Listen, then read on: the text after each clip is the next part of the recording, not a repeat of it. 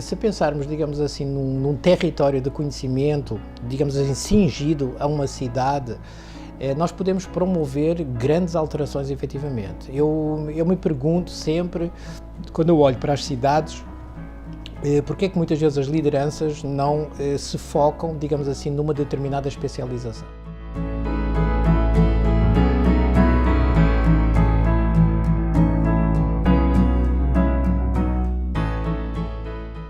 Se você perguntar a um aluno o que é pior, é errar. Ele tem um medo pavoroso de errar. Parece que a pior coisa que nós podemos fazer na nossa vida é errar. Mas errar faz parte do processo de aprendizagem. Sem errar, é muito difícil nós criarmos resiliência e outras capacidades que nos promovam para esferas superiores. Mas na escola nós aprendemos que o erro é a pior coisa que se pode fazer.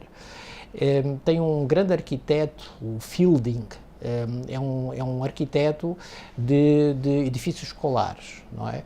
E ele promove uma ideia, um conceito básico. A primeira coisa que um aluno tem que ter dentro de uma sala de aula é luz natural. A segunda é ar renovável. São duas coisas fundamentais. O nosso cérebro é filho da luz e nós precisamos de muito oxigênio para ativar todas as nossas capacidades. Quando eu entro numa escola, seja aqui nesta cidade, seja em muitas outras cidades, eu não sou claustrofóbico, mas eu vivo efetivamente a angústia de não ter luz natural e de não ter ar renovável suficiente. É como se houvesse um confinamento dos nossos alunos dentro de uma sala de aula, que estão ali, digamos assim, sendo adestrados para servir um determinado propósito escuso, que não promove o bem-estar da nossa sociedade. Isto é uma situação que revolta qualquer ser pensante. Mas, no entanto, é esta a realidade que nós temos.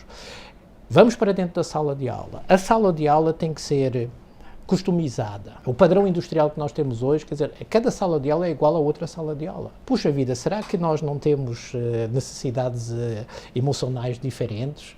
Será que eu que estou ali durante tantos anos numa escola não posso customizar o lugar onde eu estou sentado? Porque é que eu tenho que estar sentado enfileirado? O enfileiramento leva a certas patologias comportamentais. Pessoas que ficaram durante 12 anos da vida dela, tendo como horizonte a nuca do colega da frente, ele pode ter uma nuca maravilhosa, mas o facto é que isso promove comportamentos patológicos profundos. Pessoas que não sabem dizer não, pessoas que não sabem, que não gostam de falar em público, têm medo de falar em público e por aí fora. Então, o conceito do redondo ainda não entrou no processo escolar. E os nossos antepassados nos mostram, efetivamente, que os grandes anfiteatros, todos eles eram redondos, eram ovais, que promove muito mais o pensamento criativo. Nós estamos sentados aqui à volta de uma mesa e nos olharmos nos olhos. Isto é um processo que não existe na escola.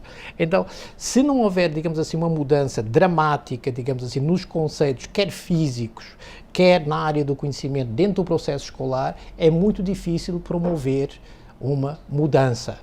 Um pensador, eu não me lembro mais quem foi, ele dizia que nós não devemos tentar combater o sistema de dentro para fora. Que todas as tentativas que foram feitas até hoje de mudar sistemas, principalmente os sistemas que já são milenares, que eles só levam a grandes frustrações.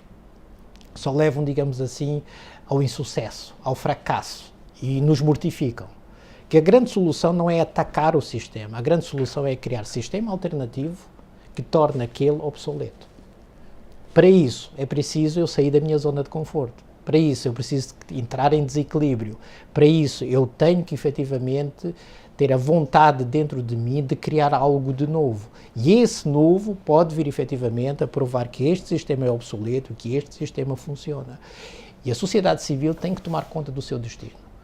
Eu acho que, digamos, a promoção de ONGs, associações no mundo, teve um boom incrível. Ouvi falar em 600 milhões de associações que foram criadas nos últimos anos no mundo inteiro. Ou seja, onde a sociedade civil está, digamos, encontrando soluções ilha para as suas necessidades e as suas demandas nos lugares onde vivem. E é assim que as coisas têm que acontecer. Escolas diferentes, com saberes diferentes, com perspectivas diferentes, todas elas interagindo e todas elas promovendo essa relação de conhecimento. Uma criança aprende fantasticamente quando ela está colocada num processo prático de aprendizagem, quando ela aprende a fazer.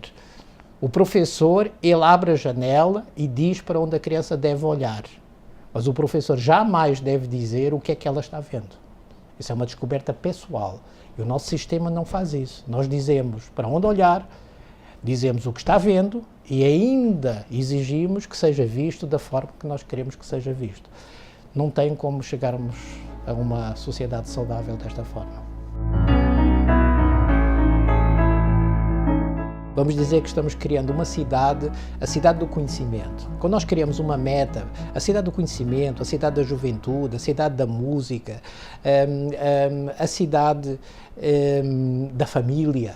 Então nós começamos, digamos assim, a agregar toda a nossa força, todas as nossas sinergias para um determinado foco.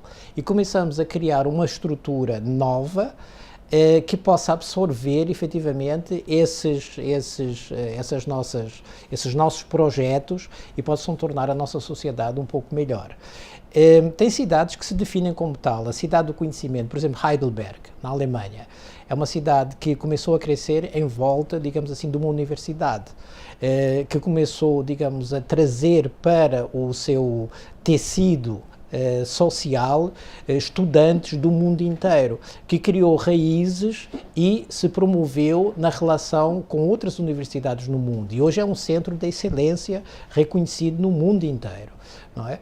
Eu penso que se uma cidade, por exemplo, também como João Pessoa, já que estamos em João Pessoa, promovesse efetivamente de uma forma focada uma meta definida, fosse ela na área da educação, fosse ela na área da saúde, ela poderia promover não só a construção de novas escolas, mas fundamentalmente a formação de novos pensadores trazidos para o tecido escolar.